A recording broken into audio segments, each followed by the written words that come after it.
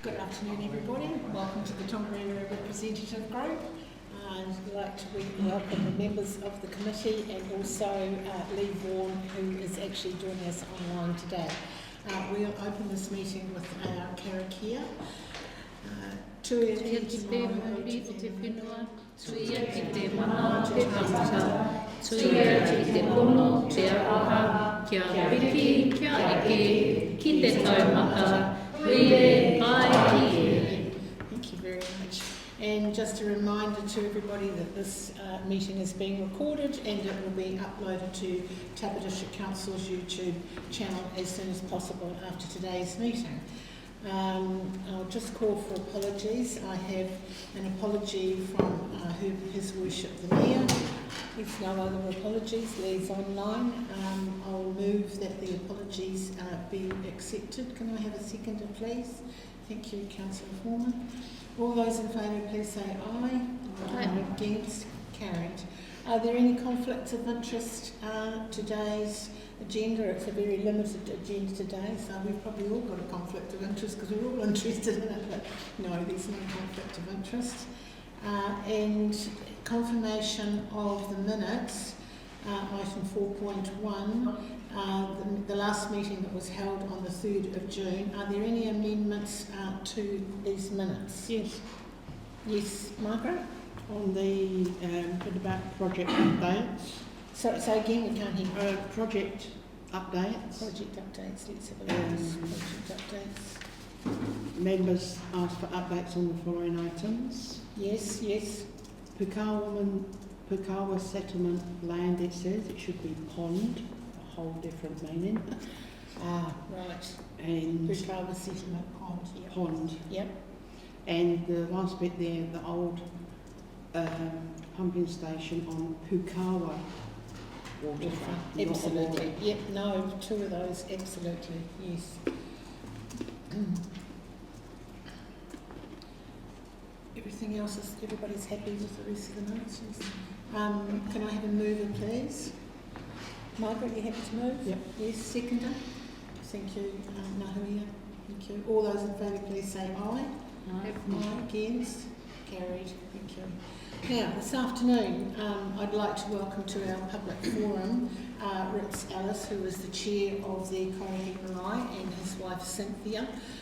Thank you very much, both of you, for coming along this afternoon. We really appreciate it. It was sort of bang, bang, bang, wasn't it? We sort of said, right, come and talk to us. So it had been something that I'd actually been concerned about myself for a while, and then I got this letter from you. So welcome this afternoon, and the floor is yours. Talk to us.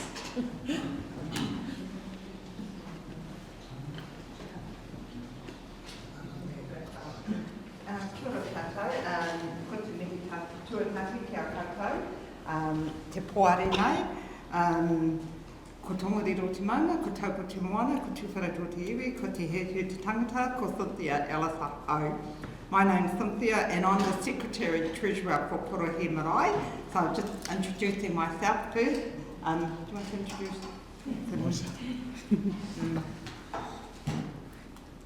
Kia ora no tātou.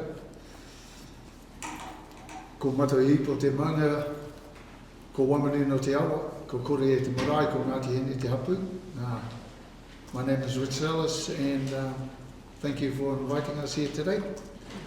And I'm the chairman of Kore e Marae. So the issue we bring forward to the council is regarding the turn into the access road into Korohe. It's been on our agenda. As the secretary, I can tell you it's been on our agenda for the last 5 or so years. When it was first raised, we submitted it to, at that time it was Te Tākena, and he sent it off somewhere, but we got no response. Last year it was again risen because family members, not only the settlement, so we have the marae there, we have Korohe settlement, and we have a kohanga reo there, and then Waiataka. They also access that roadway to get out to Waiataka, so that's Ngāti Rongomai, they've got their marae there too. It came up because there was a near miss, and they asked, can we escalate this again? So I did so through Waka Kotahi, and then got no response. But this last meeting of ours, where our 88-year-old auntie said, please do something, she goes, every time I drive that route to Korohe, my heart accelerates. I get palpitation because I am so concerned about that piece of roadway. She said, I sit in the middle of the road waiting for the southbound traffic to go past, and I've got all these trucks and other cars navigating their way between her in the middle, not only her and the sideway, and we've experienced that too. And the one near miss is where someone was parked in the middle of the road, another person pulled over to that, what do you call it, that little shoulder, and the traffic couldn't get through. You know, they had to put on their brakes, apply their brakes, so what we're saying, it's become more of a risk, more dangerous and more of a safety concern, and we're just reaching out to anyone that's willing to support us to help do something about it. We did get a response back from Waka Kotahi, and we've got a team meeting with them next Tuesday. Yeah. But any support is greatly appreciated. I'd like to add to that. It's just the since it's got really bad since they put the speed limit back up to the 100k. Yeah, the trucks come around there, especially at night. I suppose, they've got places to go. And when it was 80k's, it was manageable, I suppose you could put it that way. Now it's 100k's. Yeah, it's scary. Just the other night I had, coming back into Korohe, I parked on the centre line, and there was a road train lorry heading south, and then another truck coming north, and I was sitting in the middle, and I had my mokopuna in the back, and I was just thinking, yeah, come on guys, but they both sort of indicated, realised I was there, and they come past, but these old ladies, these crees that we got out there, they, it's hard enough for them to drive like they say, but when they're in a situation like that, they really not panic, but they're really apprehensive, I suppose. But we have a lot of people coming into Korohe. We have fishermen that come up, they fish the Waimateno River. And we have a horse trekking business up there. We have a lot of people from out of town that come in there into Korohe, but yeah, it's just at the moment the trees are really high, and you've got to actually get right over onto the highway before you can have a good look north and south, making sure it's it's just a concern. If we are following the right avenue, we'd be very, very happy if you could help us with this. Thank you very much, Ritz. So I can report back to you that I sent your letter on immediately to staff. Staff did forward a letter and also a letter of support to Waka Kotahi. So I wonder if that's why you've actually got the meeting. I've had a little bit of a think about this and thought, yeah, we need to do something. Just as a bit of a buy, I'm going to ask Margaret to tell us, because she had a very similar situation out there with Pukawa, same situation, trying to turn right, awful traffic both ways. Margaret, how did you manage to get yours resolved in the end? Years of making it. Eventually there was money in a budget, Right. and they came and widened the road a little bit and put a right turn. Yes. Made a huge difference. Yeah. We still get some idiots that come flying straight through, but generally it's much better. Yeah. And I told you, I had just had that experience when your letter arrived at the poor guy in the middle of the road, and the whole nightmare with the truck coming the other way. It's absolutely frightening, and I'm totally supportive of you. So I think between staff and ourselves and all of us, we'll ramp it up a bit, because, as you say, you've been talking about this for years, but now we've gone back to the 100k's. It's very, very, and nightmare at night time. That whole nighttime thing. And the fact that we've essentially got, school, we've got the Kahamareo down there as well too. I understood that there was all sorts of legislation around schools and what have you. I mean, the school's not right there, but it's the access way to the school, so there might be something in there that we can ramp up as well too. So thank you very much for coming. We're all supportive of you, and we will continue to do whatever we can to support you and make a nuisance of ourselves. It always helps. We need to go, we're going to drop the granddaughter to the Lovely to see you guys. Lovely to see you. Before you go though, can you just let us know how you get on, just to make sure that it is being dealt with? Meeting next week? Yes. Yeah. Where is the meeting? Where are you meeting them? Oh, it's supposed to be a Teams meeting. Team meeting next Tuesday. Oh, okay, Teams meeting. Okay. I was hoping they'd come down, but Yeah. might be up to. Thank you for your time. Sorry. Thank you very much. Whānau, sorry, just quickly, is there any merit in perhaps someone from our committee or council supporting you in that hui? Or Oh, Up it's, to you. Up to you. no, I think it's myself, Tifero, yeah. and Liz. Tifero. Oh, God. Tifero and Liz, Okay. we're just on a Teams meeting. Yeah, Tifero's there. Excellent. Yeah. But we will come back to it. Yes. all the best, thank you. How many? Bye. Yes. It's, I can definitely personally attest to that concern. we're good. Thanks to you. Okay, I'd like to move that the Tongariro representative group receives comments from Cynthia and Ritzel's from Korahi Marae. Seconder, please. Korahi, yeah. Oh. All those in favour, please say aye. Aye. Aye. Against, carried.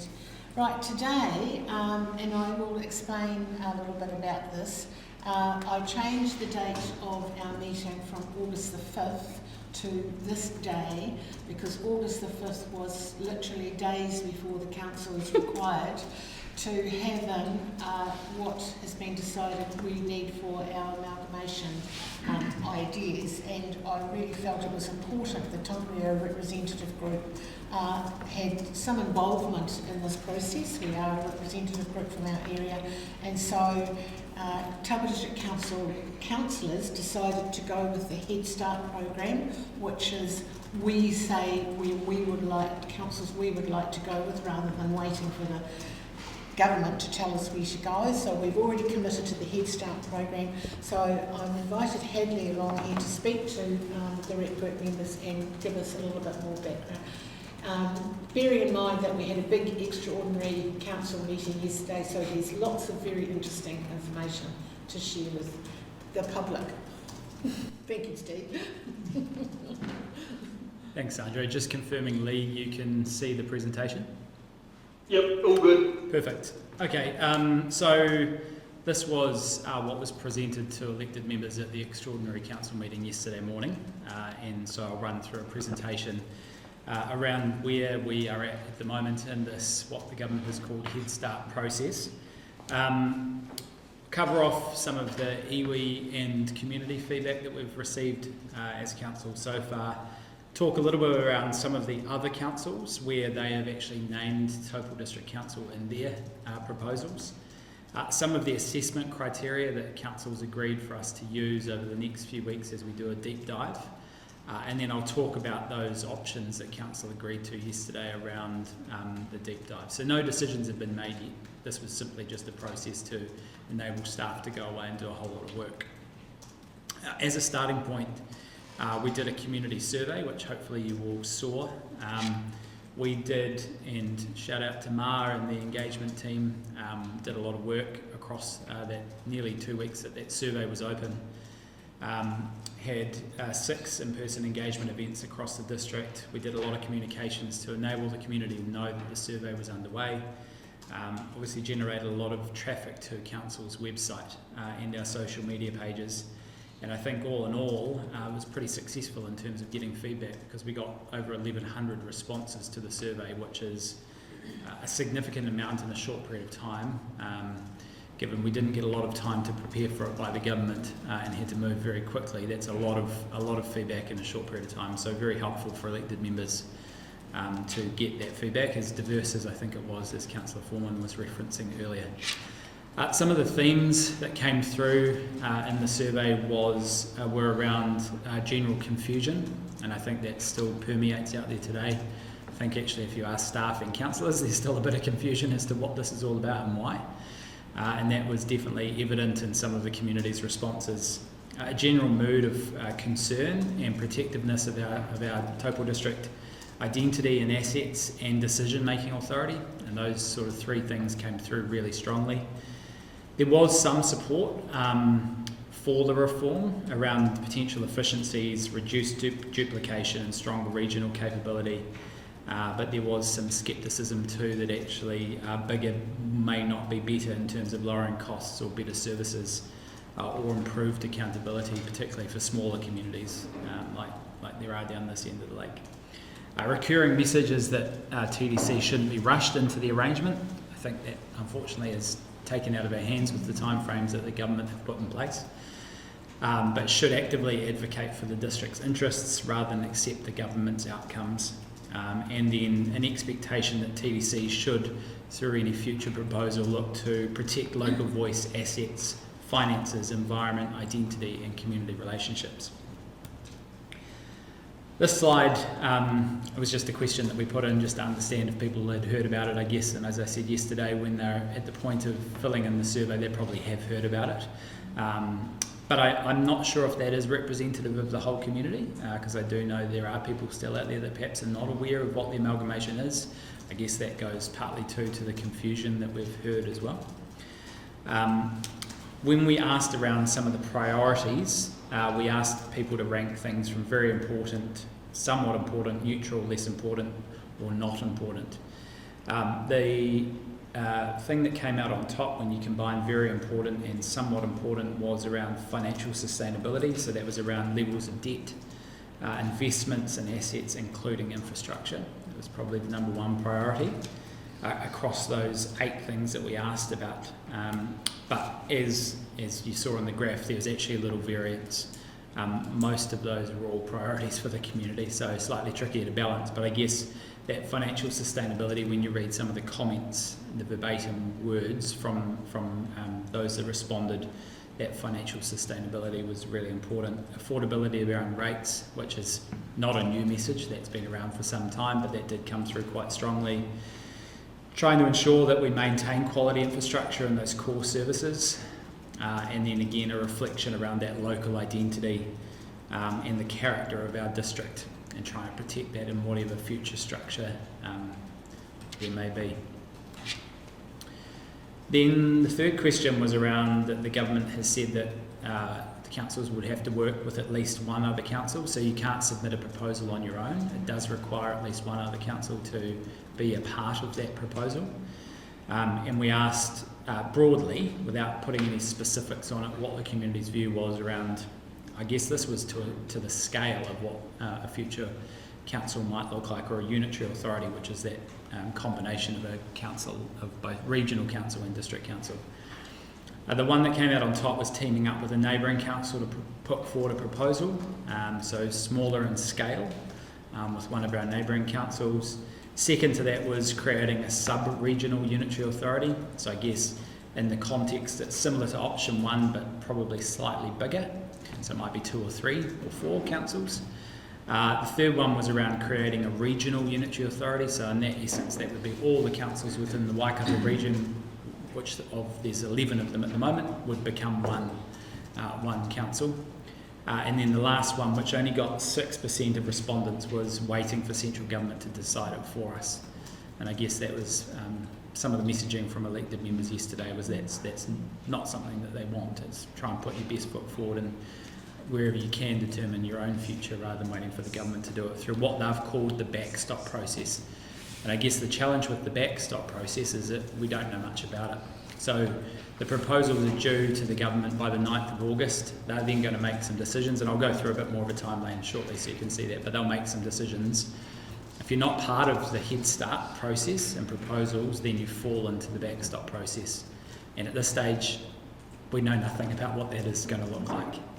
So I guess that level of uncertainty has meant that most people have agreed that actually putting your best foot forward through a proposal is going to be the best way to go.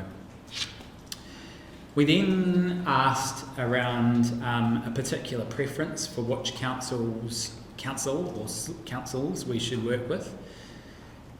We didn't put options in for this one, so this was just relying on people to write down who they thought we should work with. So it was a little bit tricky to coordinate all the responses, because some people might just name a town as opposed to a council.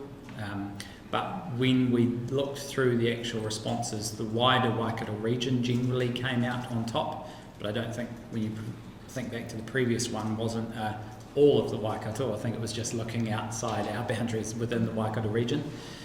Second was Rotorua Lakes, and then Taupō District was the third one in there, and I think that was reflective of people actually just wanting us to stay as Taupō District. So again, trying to reflect that local identity and local purpose. Then South Waikato was fourth. I pointed out yesterday too that we had 10 people who said we should join up with Auckland, which I thought was interesting. An interesting stat for you though, Taupō is closer to the Sky Tower than it is to the top of the Coromandel Peninsula. So if you think about it in that context, we are actually closer to Auckland than another council within our region, being Thames Coromandel. So maybe that's what those people had in mind when they ticked Auckland. And then lastly, we just, as we often do when we undertake community engagement, we just find out where the respondents are coming from within the district. And I guess a significant proportion of our population live within the Taupō ward, so it's not too surprising to see that most of the respondents came from the Taupō ward, including Kinloch, Turangi-Tongariro, second there with 18. So it's kind of a bit of a broad overview of the community feedback that we got. Happy to take any questions, or I'll keep going. I think I've got about 31 slides to get through. So if there's any questions, no questions, I'll keep going. Just a quick question around demographics, have we? Did we ascertain that information? Yeah, we do have that too. Yeah, not here within the slide. Also generally represents our engagement, where you see most of the feedback is in the sort of 60 plus age group, and then it kind of tapers off as you get lower, which is similar to most of our engagement processes and voting statistics as well. Yeah, so it was reflective of what we usually see. In terms of our iwi engagement, so the Mayor and Deputy Mayor and Julie, our Chief Executive, have had a number of individual hui with our iwi partners. We've also undertaken 2 collective hui, where we've invited all of our iwi partners together to discuss where we're at in the process. So we had one about 2.5 weeks ago, and we had another one on Monday this week. And what this slide represents is kind of the broad feedback we've received from our iwi partners. It's kind of the themes are very similar so far, acknowledging that this process is incredibly fast and everyone's still trying to get to grips with what it actually means. But in terms of, sorry, just adjusting the screen. I've seen this slide so many times, it's you guys that need to see it. Is that better? That's much better. Can you still see Steve? Yeah, cool. Sorry, Steve. He comes sit over here. Go and sit next to me. Come sit by me. Too close. Too close. No, don't want to deal with it. Well, Hadley's over there.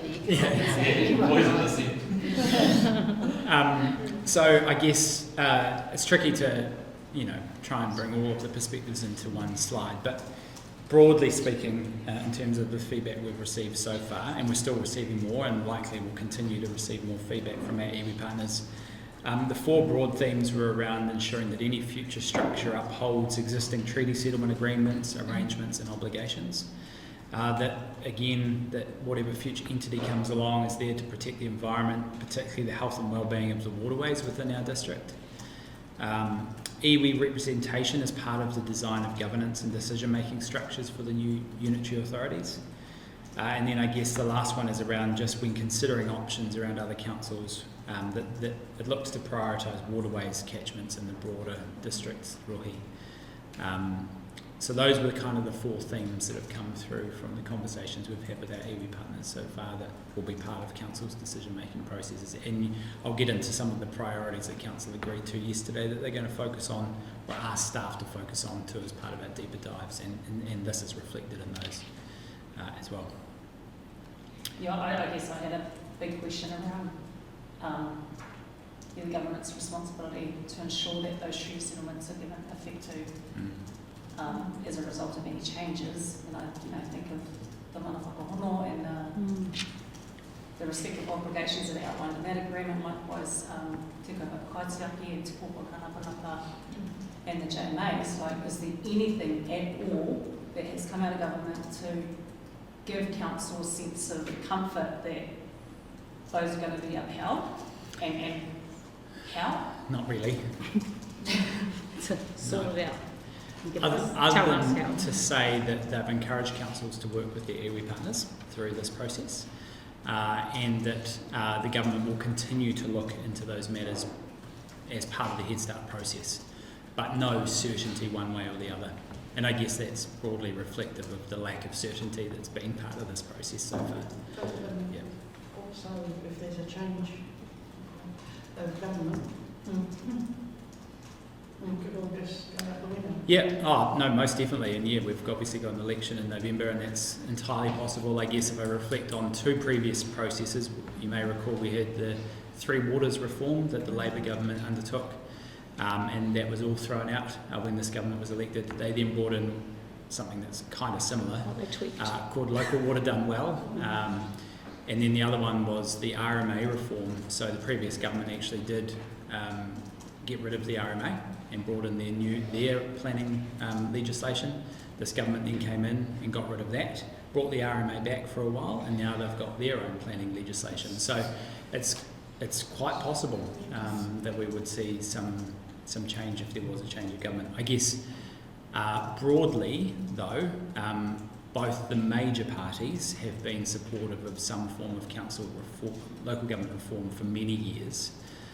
The Labor government has been looking at it for over a decade. They did a large report just before the last election called The Future of Local Government, and that looked at doing something not too dissimilar to this.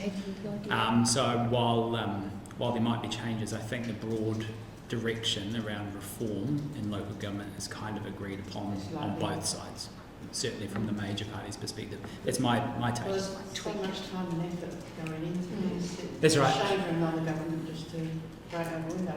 Yeah, that's right. Yeah. So I guess the direction might change a bit, but I think it's heading towards some form of local government reform one way or the other. And it might just be a timing, it might be a scale, it might be a funding change, but I think ultimately that's where we're going, because the previous Labor government had indicated that that's something they were looking into. Yeah. Assuming other councils agree that the timing is crazy, Yeah. have those concerns been relayed to government at all, like through LGNZ or whoever? All which ways, letters to ministers, Zoom calls with ministers. I was fortunate enough to, with Julie and the Mayor, go to a rural and provincial mayors meeting in Wellington a month or so ago, and overwhelming feedback. And the Minister Chris Bishop was in attendance. He's local government. He's not the Minister of Local Government, no, that's Simon Watts. But Minister Bishop has been leading this reform because of the planning changes that he's undertaking in his role as Minister for RMA reform. So it's been very closely aligned with the reform of the RMA from a planning perspective. So you'll see throughout a lot of the Head Start documentation, it links it back to catchments and to planning, the planning rules and implementation of the new planning system. But anyway, in that meeting, without almost every mayor, it was very clear to the Minister around timeframes. So yeah, it has been certainly. I think in all of the workshops we've had with LGNZ, where the Minister's been there as well, that I've noted, there's been constant hammering on the timeframes and the lack of financial support to do the amalgamation as well. So it is being voiced, just whether or not it's being heard is unsure. Heather, I was just wondering with iwi, so all of the different areas that we have talked about obviously have their own iwi. Iwi doesn't necessarily align with council boundaries, we know this. Do you know if iwi are talking to each other across iwi boundaries?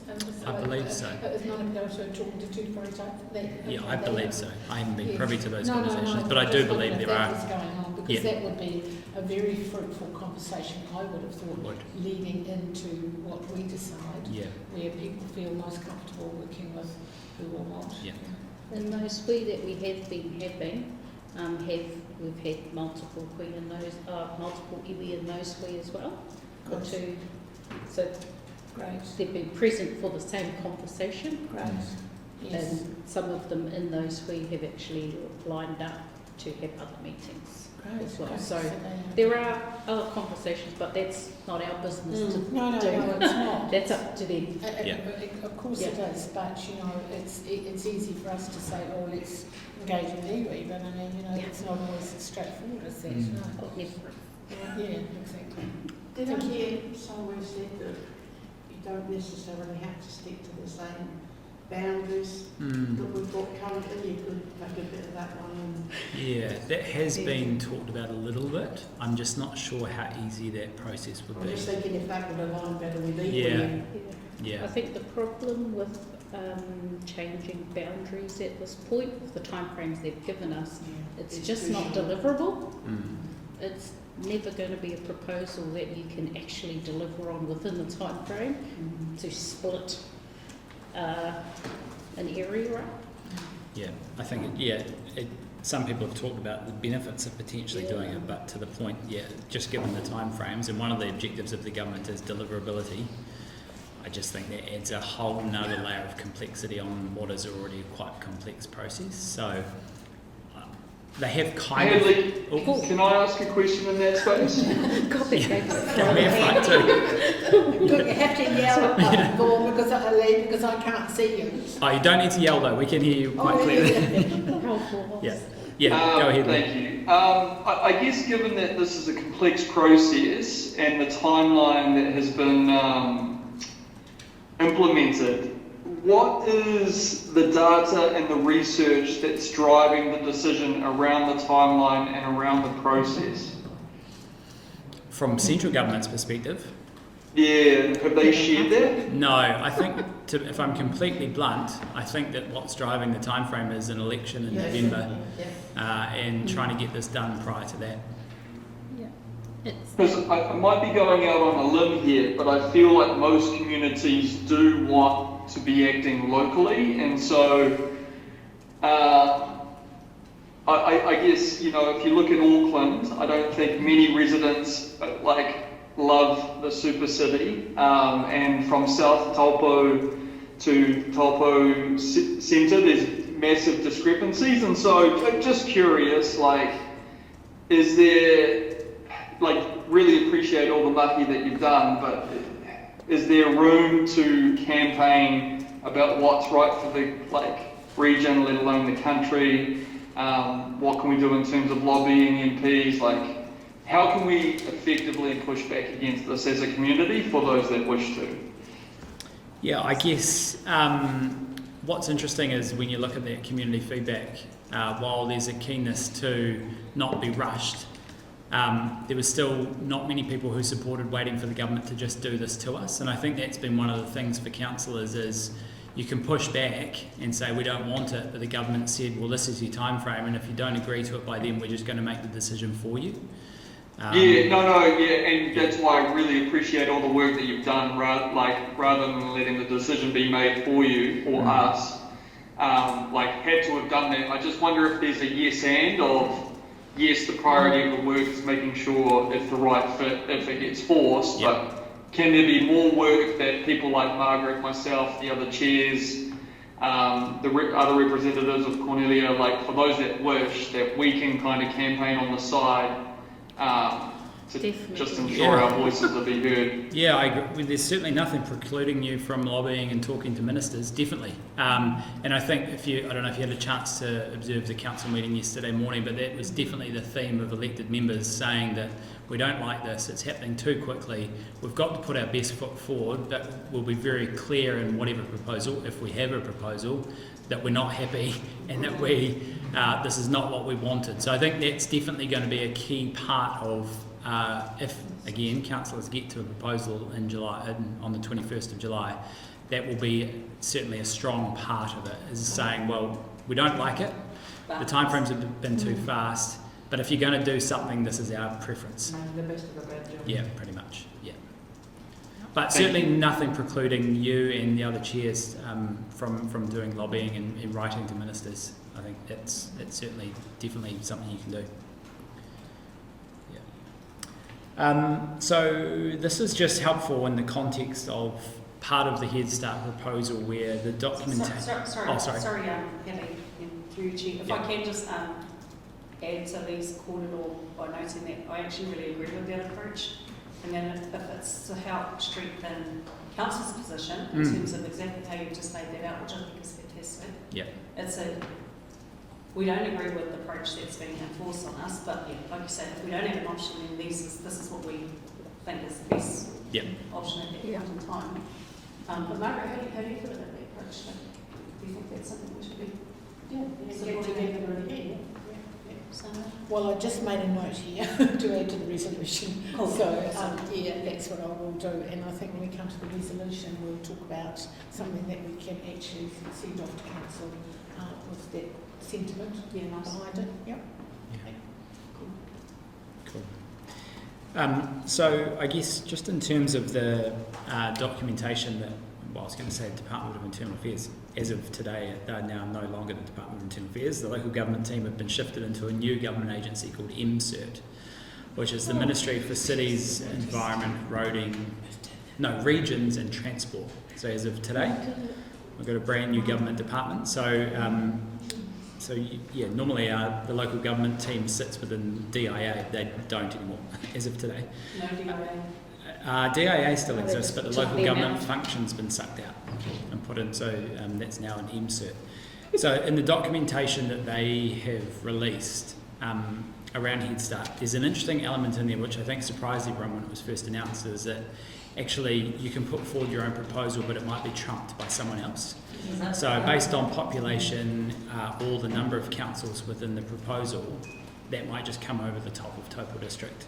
And we can push back, we can say this is our favourite option, and actually Hamilton and a bunch of other councils agree, just for example, that they want us in their proposal, and the government goes, yep, that's the one, and we have no choice. We just get sucked into it. So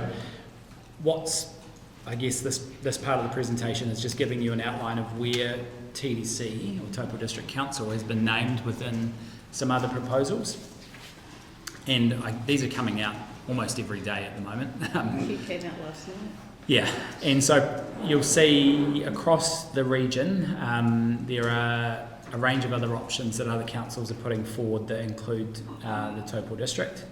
Where that Waipa have got some maps out that include us, Hamilton City, and some of the other Waikato councils. And so this was just an opportunity to show councillors what some of the other councils are doing. So I think that first one on the left, the Waikato catchments, was as part of some options that Waipa District Council are looking at. That was Waipa, wasn't Waipa, it? yeah. The one in the middle, Provincial Unitary Authority, is one that Hauraki District Council has been looking at. The one on the right is what's been called Waikato Waters plus Taupo. So in terms of the delivery of our water services, Taupō District Council made a decision last year to keep those as part of our organisation and deliver them as an in-house business unit, although also as of today now a separate financial entity within Taupō District Council. So who did that one? Yeah. So that one is Waipa. So they've gone Waikato Water Council, so 6 councils within the Waikato created an entity called Waikato Waters, but they've tacked us onto that one. Interesting, the Waikato one, the kind of like in half. That's what Yeah, it used to be, because we used to be in Tauranga. Yeah. Those are So they're- later, Margaret. Yeah. Oh, this is what other people. This is what other, some of the other others. people have. Yeah.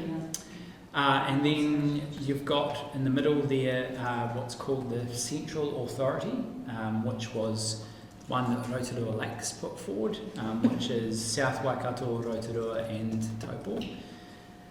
Then in the middle you've got the Waikato River Catchment Authority, which is one that South Waikato has put forward, that also includes us. And then the one on the right is the Waikato Unitary Authority, so that's all councils within the region being one council. And that was actually one of the deep dive options that our council agreed to yesterday as well. And lots of councils have got that one in amongst their options that they're looking at. But I guess what this is just showing you is that while we are going to spend some time doing some deep dives and hopefully get to a point where elected members are comfortable with an option that's the preferred one for our district, there's many other councils out there doing the same thing that may also include us in an option that's not our elected members' preferred option, but the government might just agree to anyway. So no collaboration. Yeah, amongst councils. there's plenty of conversations that have been happening, but you can imagine that everyone's got their own perspectives. Yeah, Quite and a few of identities. those did come out though before we had even had a conversation. Yeah. They were surprised to us. And nobody to the south. No, we haven't looked at those. No, these Not- are just the Waikato So these are the ones. ones that are just public at the moment. Yeah. That are not ones that our council has put forward. These are other councils. Yeah. So I guess just helpful Jump the to gun. understand that part of the Head Start process could mean that we get put in someone else's proposal, even if it's not one that we agree to. Well, I see Hamilton put one out today. Did you Yes, see they've that? drawn some interesting lines Oh, on that was theirs. weird. They've drawn like a squiggly line around Taupo and said, no, we're not part of Yeah, Waikato. but they include Otaronga and Waitomo, which actually moves But not forward. us. But not us, yeah. Yeah. I thought that was very interesting. Long story short, anything may happen, I guess. Yeah, who knows? Without consent. In terms of assessment criteria, the government listed what were the key priorities that they're going to assess the proposals on. So we talked before around deliverability, and I guess this is where boundary adjustments may impact the deliverability, and that something they want them to be completed in a timely manner, and the boundary adjustments may affect it being timely. Don't know. I mean, they may go down that path, but for now it's kind of not something that's been talked about too much. Supports the new planning system, so this is where you're seeing the element of Chris Bishop as Minister for Resource Management Reform parts coming through, and why he's led some of this. Simplifies local governance, so basically less governance, I think, and less complex governance. Economies of scale, and they've listed there again transport, catchment management, affordable asset management, infrastructure investment and service delivery. So looking, I guess that's implying that with scale you're going to get economies of scale. And then the last one is maintains local voice. Now that feels like a bit of a counter to the other four. But whatever proposal you put forward, that's the criteria the government's going to assess it against.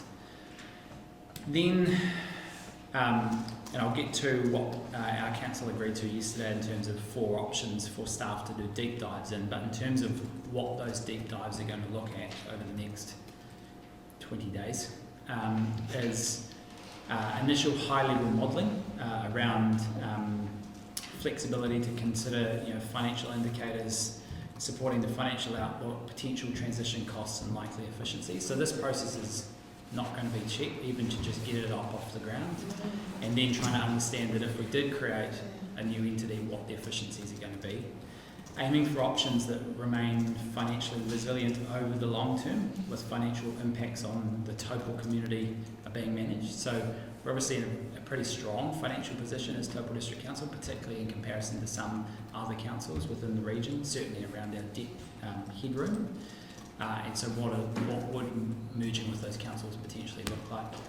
And then there's a whole lot, again, assuming a whole lot of assumptions around if we got into a Head Start proposal and the further work that had to happen on more detailed financial implications around cross-subsidisation, which in a way we've seen already within our district where we used to have targeted rates for the delivery of our water.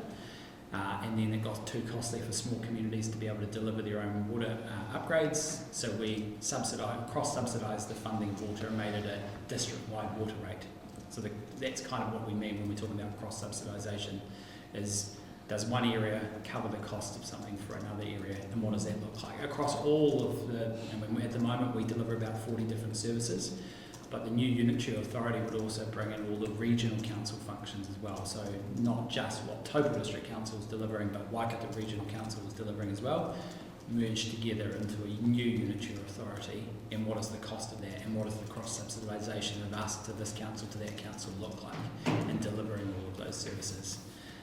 community ring fencing, and there was an article in the Waikato Times yesterday about the Taupō Electricity Fund, so the TEL fund. Oh, did it come up? Did they quote me? I think they did, sounds right. Yeah, I think they did. I haven't read the article. He interviewed me for about half an hour. Oh yeah, I saw your photo. I haven't actually read the article, but you might want to check out the Waikato Times. And that's very important for us. I'm going to interrupt here because the TEL fund is exclusively really a Taupo fund. We have our own fund, which is the King Country Trust, which is the same source. That was where it came from. It was the deregulation of the electricity industry, and this was when we lost our lines companies. So, and if we're looking at other areas across the district, Ruapehu, Waitomo and Otaponga, they are in another fund which is called Waitomo Electric Services Consumer Trust. And so, if we end up going to a larger council with these other councils, they've each actually got their own separate funds. But the TEL fund has been vested with Taupō District Council, which is unlike the other one. So it's going to be very interesting to see what happens with that, Hadley. It is. Because I feel that the Taupo people particularly need to sort of put their hand up and be quite firm about that. But it doesn't affect us in that sense, no. I guess just an example of It something is a very good the example. council's going to have to consider as well. Yeah. In the context of the TEL, Yeah. where we refer to Taupo, it's the district, right? Or Taupo Township? No, benefits from Taupo township. Yeah. The township? Yeah. Oh, it's only the township. Oh, well, not the whole district. Is that what you're meaning? Yeah, like the TEL fund. It'll have a designated area. Yeah, there'll be a, I don't know what it's No, prescribed you'll as have to being go in back terms of and the have a look and geographic see. outline, but it's not Turangi as far as No, it's mainly no, the Taupo no. Wall. We stop at Yeah. Ngātepe. Yeah. It will be the unison area. Yes. It'll be an actual boundary. Yeah, there'll be a line somewhere, but it's not the whole district, Yeah. as far as I understand it. And it's not Mangakino because they belong to West. Yeah, so it's complicated. Interesting, yeah, I thought that was a district. No, Wide. no. No, but the application of it Yes. has been Yes. considered Yes. a district-wide Yes. benefit Yes, at this yes. point, It has. but Yeah. it actually is a Taupo fund. Yeah, Yeah. that's absolutely correct. Yeah. So again, complicated to understand what that then looks like in a potentially bigger organisation that takes in other districts. Don't know. So the other things to consider obviously is any upcoming or committed significant expenditure. That's not only what we have committed to, but what any other councils that we may be looking to join a proposal are intending to do. Are they going to build this massive big thing that's going to take on a whole lot of debt? What does that mean for our ratepayers and vice versa?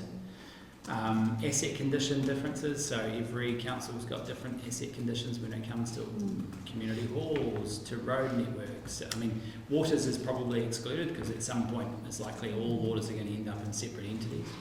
But some of those key infrastructure services that councils provide are all at different levels of quality and condition.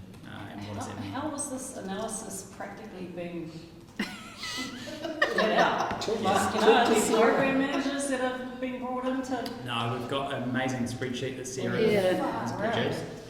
But realistically, it's all within the context of massively constrained timeframes. So it's not going to be the best analysis you've ever seen, right? It just can't be. But I guess a lot of this work might take place, assuming that then the government agrees you're in a proposal. And I'll get to the timeframes later. There's then a 6-month period for more detailed analysis, where you'd actually dive deep into some of this stuff. Is there any indication of what happens to the elected council members? Like, does everyone just stay on in this process, or what's the forecast in that space? Yeah, so I've got another slide coming up around our non-financial assessment criteria, where one of them is around potential governance arrangements. I'll get to that in a moment. No, that's all good. And then I guess, just lastly, natural hazard risk, and then the district-specific splits of the regional council functions. So you think catchment management, flood management, pest management, transport, public transport. How does that look? Different areas have public transport, some funded this way, some is funded that way. Who knows? All very complicated, I guess, in terms of the financial assessment that's going to be needed. And then to your point, Lee, around some of the non-financial assessment criteria. So these are all elements that are going to have to be considered as well as part of any future proposal. The governance element, I guess, is a key one, right? When you think about decisions on local issues being made locally, one of the conditions of the governance criteria is that we look at what a future governance setup might look like. So those are going to definitely be part of the conversations. And you're already seeing across the country different models people are proposing around how the future governance may look. I guess there's the current one that we can refer to being Auckland, with the significant Auckland Council and then 21 local boards who have quite significant delegations in terms of decision making and budgets. They're still at the whim of the bigger council though, through to other models where I've seen around the councillors remain, but there's one overall entity that delivered, that where staff are working across the whole region. I've heard talk about community boards and what they might look like in future structures. But I guess what has been signalled is that whatever the future governance looks like, if you're part of the Head Start process, that will come into place by the next election. So it's all again pretty quick. Sorry, just by 2028. okay. Yeah. That's what, Yeah. So long story short, current structures will change. What they're going to change to is uncertain, but it's going to have to, at least as part of these proposals, assuming council does join up with at least one of the council to submit a proposal, the high level understanding of what the governance arrangements look like will have to be part of that proposal. and come into effect the next local government elections. If the government agrees you're part of Head Start, Yep. it's done by the next election. Government. The whole, Not central government. no, election. next local government. So just over 2 years ago, 2 years away. 28. All new entities, new councillors and mayors elected at that election time. Yeah. One thing in there that I just want to point out too is we've also got the kōrero coming in around only elected positions can have votes. Oh, yes. So that's something that we're going to have to consider as part of these proposals as well. Oh, good. So we can give some feedback as part of this process, Yes. around that process. Well, Yes, it'll be in the detail part. If we get accepted into Head Start, we're going to have to consider that as part of our local voice The next- section The of next those, part of the process, yeah. yeah. the September to, what are the time March. frame? To March. We're going to have to do a bit more digging into that space. Yeah, because there's so many different things going on, and it's so easy for things to fall through the crack, like giving feedback on that non-elected members thing like Yeah, that. there's no opportunity to give feedback on that. Yeah. They've included that as an amendment to the Systems Improvements Bill, which has already gone through Select Committee. So it's about to be enacted any day. It's going through. So there's no opportunity to give feedback on that. They went out with the Systems Improvements Bill, which reshapes the purpose of local government, brings in what core services are, and a range of other amendments to the Local Government Act. Council submitted on that and went through Select Committee process. It's popped out of Select Committee, and now they've said, we're going to make a late change to that, saying that people who aren't elected can't vote. There's no opportunity now for submissions. So It's just, that's not part of this? no, that's just going to become law any day. I didn't realise that. No, Yeah. it's ready to go. That'll be I law thought it was part of So this. we'll have any to day. write our proposal to Right, align with that, okay. is what I'm saying. Yeah. So there's some detail in that change around what quantifies as elected? I haven't read the Cabinet paper, and we actually haven't seen, I was talking to Shani about this on the way down, I haven't seen the legislation, so I don't know what the actual wording says in the legislation around this additional late change that they've made. Shani has looked at the Cabinet paper, and as I understand it, it's still quite unclear. They've talked about some potential exemption process, but we don't know what that looks like. Because it affects a lot It's highly concerning, committees, right? We've Yeah. got, for example, our independent chair of our Risk Insurance Committee. Thanks, Steve. Steve. Says that would become a non-voting member. Our independent chair of our Water Services Committee would become a non-voting member. So it's quite far-reaching. We've got a range of community grant distribution groups, committees. that has community members sitting on it to distribute grants, they could no longer do that. So there's lots of different ramifications for that one, but yeah, can't give feedback on it. When you say could, like, it sounds like this process has happened, right?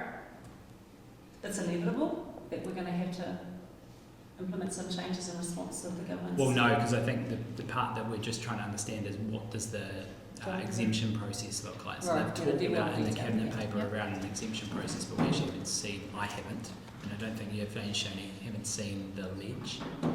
No, so we don't know what the actual detail of that is. But it's imminent, because they want to change the purpose of local government to remove the four wellbeings, and that's part of the same bill. And they want to define what core services are, that's also part of that bill.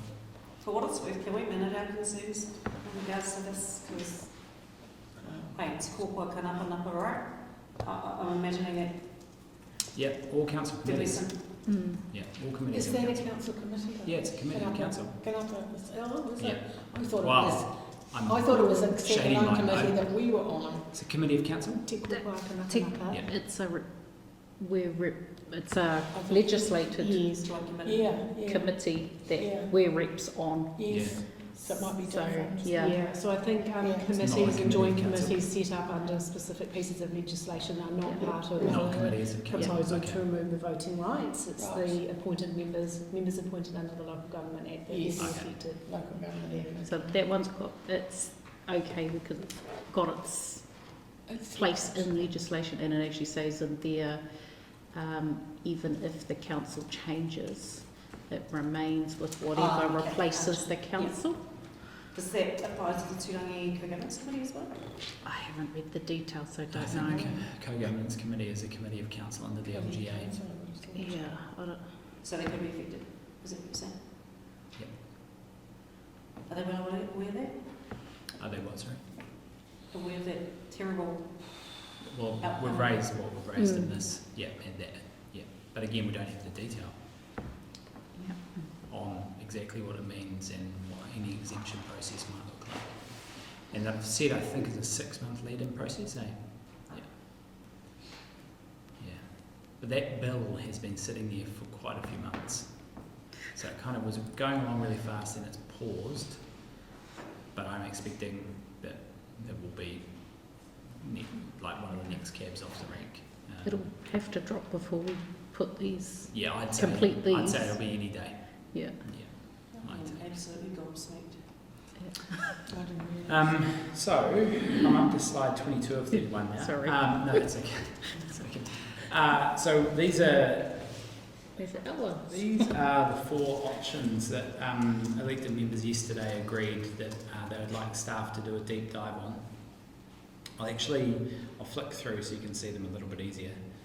So option 1 was that all of Waikato option. Pretty much every council's including that in their options. I guess the government was quite clear in their documentation that they were looking for scale, that ideally it was 1 unitary authority per region, but in what they've called complex regions there's between 1 and 3 unitary authorities. So I guess this has to be considered because probably it's the government's preference. 1 council per region, unless they're complex. And I'd argue Waikato is pretty complex when you go from the top of the desert road to the top of the Coromandel Peninsula. Coral Point. Yeah, I mean, there's a quite lot of complicated. in common. But that is one that we will do some deep dive work on over the next few weeks. I suppose the only reason why the other ones weren't considered is because we're such a small component of those other regions as well. So it just seemed a bit daft to be included in Hawke's Bay, a Hawke's Bay or a, Manawatu, yeah. or But- Bay of Plenty. They pick oh yeah. Well, you'll see that we're maybe 1 council in the Bay of Plenty, but not all of the Bay of Plenty in terms of, well, I'll go to this next option. So this was option 2 that the elected members agreed to, which was, you'll see plus or minus. So it could be any number of combinations within those 4 councils is kind of what they've agreed to. Yeah, so doing some deep dives around that. between Rotorua, South Waikato and Ruapehu, but no further into the Bay of Plenty. Obviously Rotorua also has a part of its district within the Waikato. It's similar, so they've got a small part within the Waikato, we've got a small part within the Bay of Plenty. Yeah. The third one was, again, plus or minus, but this was, I think, yesterday called the Central North Island option. CNI deal. CNI, yeah, it's already got an abbreviation. Which was a combination of Waitomo, Oturahanga, Ruapehu, South Waikato and Taupo. And again, plus or minus all, but remembering that at least a proposal has to have at least one other council. And then option 4. Which isn't really. See the backstop in brackets there? That's We're basically going independent. government. Yeah, that's right. We're going independent. Government will decide for us, and we don't know what that even means. So probably a riskier option, but certainly one you need to consider. So those were the 4 that the council agreed to yesterday for staff to go and do. And there was a sort of a move towards one particular one, but Councillor Cameron made a very, very good point, which I hadn't thought of until she said it. We've asked council staff to go away and investigate each one of those, and I said, oh, let's just go for the ones we like, and she said, no, go for all of them deeply so that we know why we don't want those other ones that we feel that we don't want. So we really got an informed decision at the end of our process. And the option 3, you mean? Option 3 is the one that people... So investigate each of those. Yeah, that was the one that people were leaning towards. But the deep dive that council are going to do for us are going to hopefully expose the nerves. And I guess, see, And to the earlier point around pushing back to the government, it's hard to push back on an option if you haven't actually done the analysis. Yes. So that I think was Councillor Cameron's point. Yes, it was. As part of a future proposal, we want to be able to push back and say, hey, not only is this rushed and we don't want to be part of it, but you kind of forced us to, but also we've done analysis on this option and that option, and it doesn't stack up for the Taupō District, so don't do that to us, basically, which is easier to say if you've done that work. So these are the 4 that we're going to spend the next, not very many days, because we're coming back to council for a decision on the 21st of July, which is less than 3 weeks away. I'm happy for members just to sit and discuss this, actually, to be honest. Yeah, sure. Because that's why we're Totally. here. You know, ask questions, talk about it, what Totally. we feel. Yeah. I'll just go through, I think I've got 3 more slides just quickly through. Okay. So some of the challenges and risks, and we'll talk about the first one on the top left, I think is the most prominent risk that we get included in another proposal that isn't Taupō District's preferred option. Definitely something to be aware of. Finding partners that want to work on a proposal with us, and remembering we need to be a party of at least 2. Finding partners who have not already made a decision, and I think some have already. So if you think about Waitomo and Oturahanga, they passed a resolution like 2 or 3 weeks ago that they only want to work with each other. They race towards each other. Finding suitable options that meet our community's aspirations, and then being able to also then deliver on those 5 criteria that the government have set out and said that they want. There's no stipulation on population or size? They haven't actually put an upper, well, or a lower. They haven't said that there's a minimum viable size. So they haven't said it must be at least 50,000 people. They haven't actually come out and said that. All they've said is it must be you and one other. Yeah, well, just going back to that slide prior to that, I thought it was you and one, at least one other, but that's saying at least 2. So there's that. So at No, least 2 in the group. Us. One other. Us and Yeah, one. Okay. I did double So if check. you take Hamilton, for instance, it's got roughly 200,000 people, they might only be interested in going next door with Waipa that's got, I don't know, 60,000 people. Yeah, something like So that. you're already up to, you know, like 260,000 people. Yeah. So I sort of had the feeling that sort of option might be acceptable in terms of population, but it might not be. We don't know. Don't know, No, we because don't they know. haven't set out a minimum viable number. But I think it's a good point that Councillor, Shepherd? Yes. No, sorry. Cameron. Councillor Shepherd. Sorry. Once was Shepherd. Yeah, made, in terms of assessing each of those 3 or 4 or whatever councils they were, so that we can, or you guys can determine, actually we only want to buddy up with Robihu See or what's what's going going to be liability or not. Because, Yeah. that's the reason. Not we don't like you, but because these are the reasons. There's a lot going on in this slide, but it was just an opportunity to show kind of where we've come from and where we're going between the 9th of June and the 9th of August, which is how long we've had to do this. And so in those points at the top, we had a council workshop on the 9th of June, where it actually was going to be a workshop, it was a council meeting yesterday, council decision on the 21st of July, proposals due to be submitted to the government by the 9th of August. And then what this does is looks ahead. So I think there's a feeling that the 9th of August is the end time, but actually if you're part of Head Start proposal, it's merely the beginning of the process. So those proposals are due on the 9th of August. Cabinet will make decisions in September. So we're going to find out pretty quickly whether we're in or we're out. Then obviously we've got the general election in November, which to your point could change everything or nothing. Or not. Then final proposals are due in March. So essentially submit in August, government will make a decision, cabinet will make a decision in September. They might go, yep, you're in, you're part of a Head Start proposal. Now spend the next 6 months working through some of those real detailed things that I was talking about in terms of financials, governance. How's this actually all going to stack up? So you've got 6 months to do that until March. They will then make final decisions in May around those and final policy decisions. And at that stage, we might hear a bit more around what backstop actually looks like. So can I just put you there, Hadley? Yeah. So between September and March.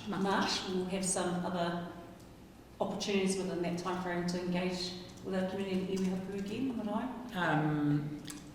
Yeah. That's where the detail's going to be. Yeah, what we don't know though is if the community then said, no, that's a terrible idea that you're part of this particular proposal, can you back out of it? Yeah. Don't know. So it's all, again, just to carry on the theme, very uncertain what engagement looks like with communities in that 6 month window. Remembering too, we're also doing a long-term plan at the same time, which we'll be also talking to the community about. Yeah. Because if we could just go back one slide, please. Like I'm struggling to understand my role now on this rep group, and what's the best strategic approach to how we engage with our representatives when this thing is just moving so quickly. Pity that I wasn't quick enough to jump on, the team's engagement processes and plans, because I think, given the short time frame, I don't think it's wise that personally, that I go and talk to Marae at the moment and say, what are your views on this process, when I can't even really articulate what it is myself, the pros and cons and all of that. But my question is, if there is to be another engagement window, can we kind of jump on that process as to doing our own separate engagements? Maybe. Look, I don't know. Because it's a lot, and we don't want to overwhelm iwi hapu marae. No. I'm just like, I'm sitting here on this group now, haven't engaged with the wider, what we call them, whānau, because I just don't know. Yeah. And I don't want to waste their time and go, hey, what do you think about this or that? Yeah. Sorry, I can't provide any detailed information in terms of informing, what it is and what it isn't. But at the moment I'm just feeling very ineffective and I suppose uncertain in terms of, how do we best fulfil the requirements of It's probably a common feeling for staff and councillors too. Connie, that's exactly the exact reason I asked for this to be done today, because there's no point in us going out there and engaging with all our communities and getting all the great lazies and talking when we've got this landed on us. And one of the things that we know is that the community does not understand what's happening. The community is not even realising that we're going through an amalgamation process, which at the end of it, Taupō District Council probably won't exist. And so we're talking about people's lives here, really, people's lives, And so this is what this was all about today, so that we've got a very, very clear idea on what we don't know. But also next steps, as a rep group. Yes, yes, I that's was the big one. talking to our little group on the Crunker Green yesterday. Yes, None of them have had any any, idea. no, no, they To don't. be fair, like, and I'm probably going off the script to say this, but the council are not making a decision on these options in our proposal to the 21st No. of July. No, So if we're hearing from community Yep. that XYZ doesn't work, we need to be taking that on Yep. board anyway as councillors. So you can still be having those conversations, and if like we might not be able to have the forums that we would normally have and the extra surveys and stuff, but you can always be emailing us. Yeah, it's just the lack of, like, we don't have access to the analysis sheet. Well, Neither neither do do we. That's what Yeah. I'm going on. And that's, Is once yeah. that's available Yeah. to us, Yeah. how much time have we got Basically none. to go back to our We've got- community and 20 We're going days. to probably We haven't have got- 2 days we to haven't look got at 20 it. days because the decision has been made on the 20th. That's on right. that. That's So right. there's going to hold the stuff that's going to be happening in here Yeah. before we get to the 21st when that decision is made. That's I right. presume there'll be meetings and things where we'll be talking about it. So But I hear that's you, where Leanne. like we, as councillors, we're going to have to weigh up what the community are telling us with what we've got access to when we're going to make that decision. Because we're probably, thinking we're going to have a couple of days with the staff analysis before you have a meeting? ourselves before we have to make a decision. Yeah. So I was like, oh, But we did get over 1,100 responses to the survey, Yeah. right? So there's a wealth of data there. That's for where I want to everyone. understand the demographics of who those responses come from. So Is there that's ones on and the yes? agenda yesterday. So if you go into the agenda yesterday, all the responses are there and you can read them yourself. I know there's Yeah. 1,100, The but it's demographic information. yes, Yeah, demographic. That's Was not it in the agenda? No, it wasn't We on the had it. agenda. Oh, No, we did no, have it's it, just yeah. provided to elected members. Oh, Yeah, okay. yeah, it was. It was just that, yeah, it was. Yeah. But I can also tell you that Hadley did work on the IP addresses. But the IP addresses were all within our district. So we weren't spanned from Invercargill or something like that. That was China wasn't doing any. No, we didn't look at where the IP addresses No, were. it was the multiple. But didn't you say that you... Yeah, we looked at multiples from Multiple one responses. IP address. Oh, One okay. IP address. You didn't identify the fact that they were within our district? I We thought didn't you go. did. No, we didn't go. No, into we the can't. So detail then of where when they came we've from. got... Residents from outside, yeah. Yeah. They would do it So from yeah, their that's home. it. 40%, nearly 40% of our ratepayers don't live within the total. Yeah, that's right. That's true. That's So true. that wouldn't Yeah. be a fair. But when you read the comments, it's very clear that they're in our district, I think. What way it was. Yeah, When I all read our them. ratepayers within our Maybe district. not those 10 that said go with Auckland. No. Well, there might be method in their madness. They might think, you know, there's synergy between Auckland and Taupo. They've already done it so they could manage us better. But Well, yeah, no, I think the key thing though is that if you do hear things that are not aligning with what we've got currently from that feedback in the survey, you probably need to flag that with us sooner rather than later. Yeah. And if it comes directly to me and Sandra, Yeah. And Straight we are then. getting written Yep. feedback from our iwi partners. yeah. Oh, good. Yeah. So we've had multiple Yeah. individual hui, we've had 2 collective hui, and we're getting written feedback directly from our iwi Yeah. partners. Good kind of cross. Yeah, and I guess, and that's why I was talking earlier around the broadly, these are the Yeah. themes that are coming through. And I terms of don't know what how nice council I needs can to be, consider. but just selfishly speaking, obviously I'm the Māori rep on this committee. Yeah, I'll be quite keen to understand who's given feedback, who hasn't, where are the gaps, where are the opportunities for me to kind of target. I don't know if, no. So we've got Te Whare Māori Trust Board, TKNT have just put theirs Cool. in. I think Turangi Tukua. Turangi-Tongariro, and then there was a joint one as well. I can't remember who that joint one came from, but I think it was Trust Board, Turangi-Tongariro. Yeah. Oh, cool. I don't know if anyone else jumped on that. No, I think it's just the 2 of them. I think there's still one to come from the round table perspective. But Tarek the also only, provided some feedback. yeah, We've and had a the couple right of colour involved. Awesome. couple of them just gave us their submissions that they had made. cool. And I think the only difference to this slide that I've seen come through would be around that kind of hapu representation cannot be trumped by iwi. Oh, really? Te KMT have given some feedback that way. Yeah. Cool. Yeah. So that was the only one that was kind of a little bit different to what we've already received. Okay, Was that right. hapu voice, Mm. which isn't surprising. No, it's not. Yeah. Oh, that's awesome. Yeah. That's a good response, right? Yeah, It is. It actually It has is. been really good, And- given the compact timeframes. Yeah. And I think they have stuck with giving us clear direction on what we should be prioritising rather than go here, go there, go there. Yeah.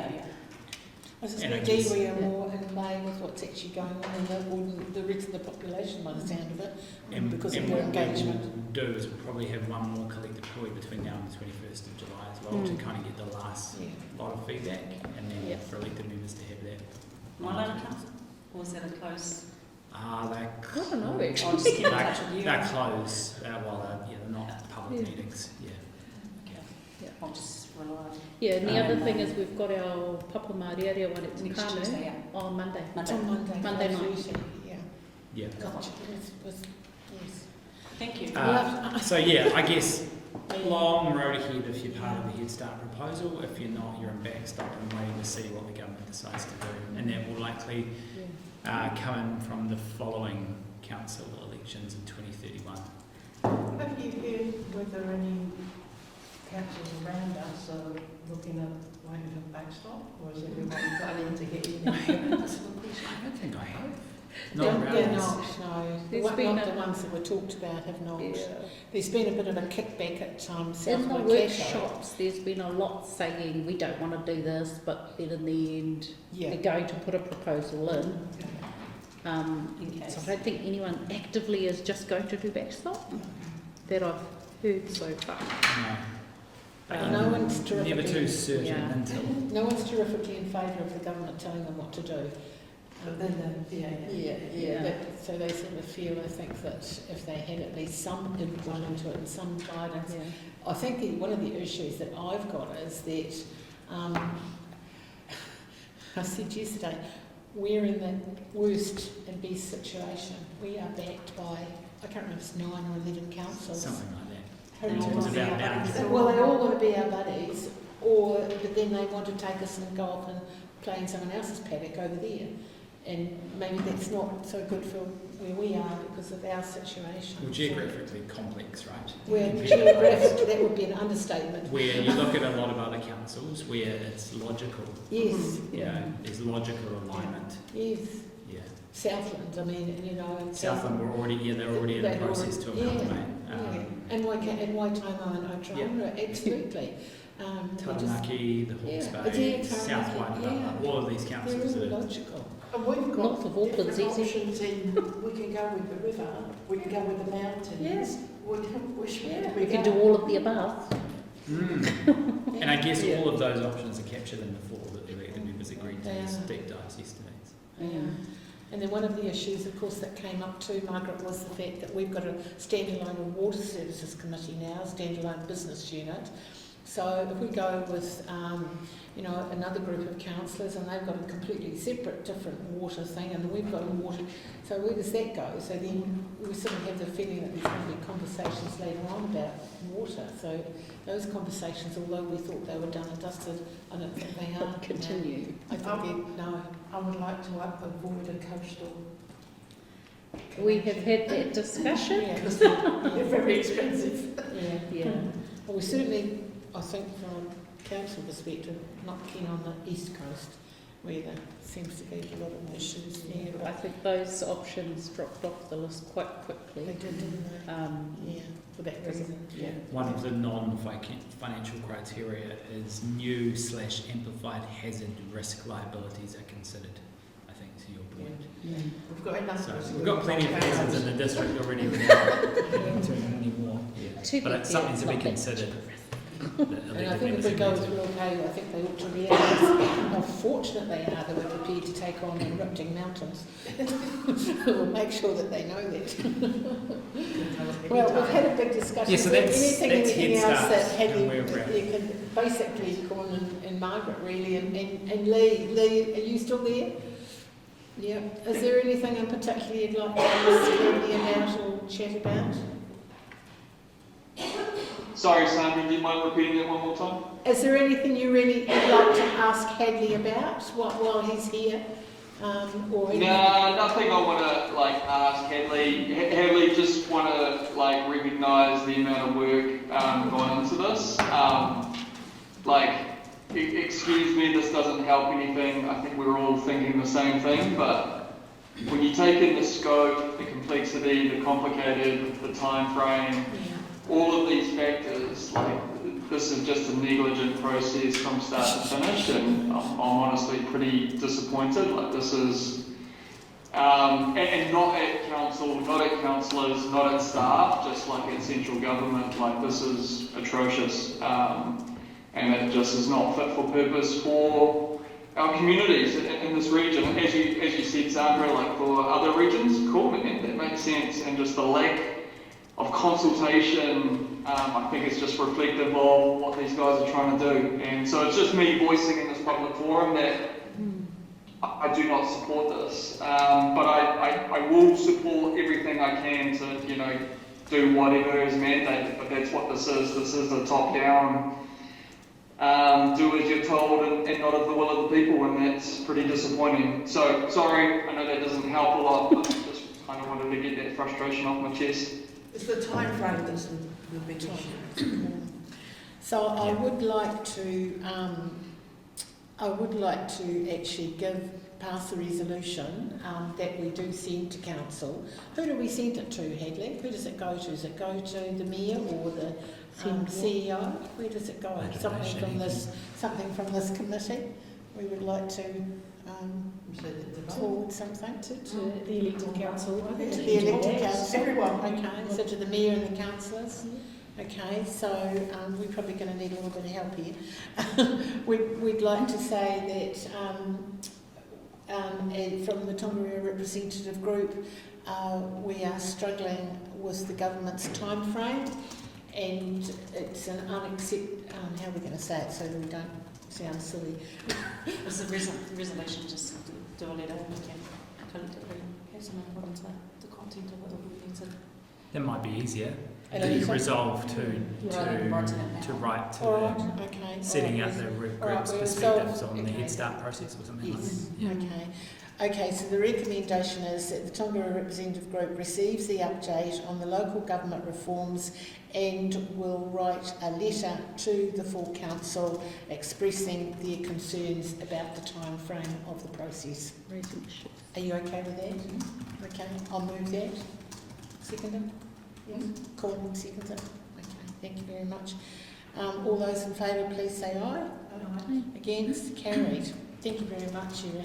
Thank you, Hadley. That's okay. I feel terrible bringing that sort of news to the committee, but I felt it was really important that we know. And also, too, we can now go back to our communities because we have got an idea of what is going on. And, well, you know what I mean. That presentation I'll need to check, but it's going to be, if it's not already up on council's website too, so you can utilise it. Yeah, and we can share it with people and encourage them to watch it. And I must say, you don't need. If there are questions that Sandra or I can help you with, because obviously you can see our staff are going to be really busy, I'm more than happy to jump in and help you with anything that you might not quite understand in the presentations. Yeah, and talk to people too. We're happy to talk to people if people want us to talk to them about anything. I'm always happy to do that. Yeah. Or if you're catching up in different meetings and you'd like one of us there, maybe just let us know. Yeah, absolutely. Cool. Thank you very much. Ma.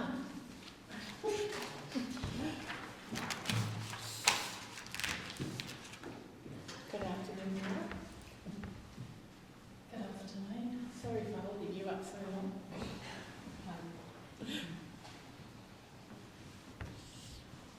Had you seen that before? No. Must have the sun over here. Kia ora koutou, kia ora Lee online, maybe he's not. He's gone. Oh, he's still there. Oh. I'm still here. Kia ora Lee. Kia ora Lee.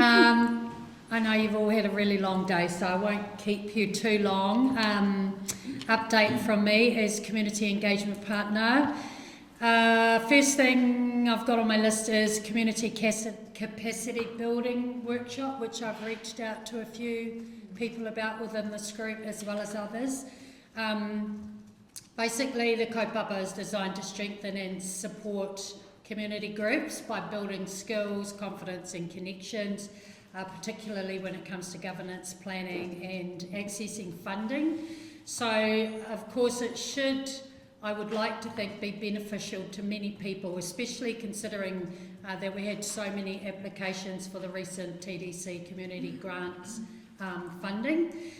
So I did reach out via email and some conversations with a number of people and managed to get a very good response. So I just wanted to share that we very likely will be running with that workshop in late August, but I will come back to you with a date. It's looking likely to be the end of August for that workshop.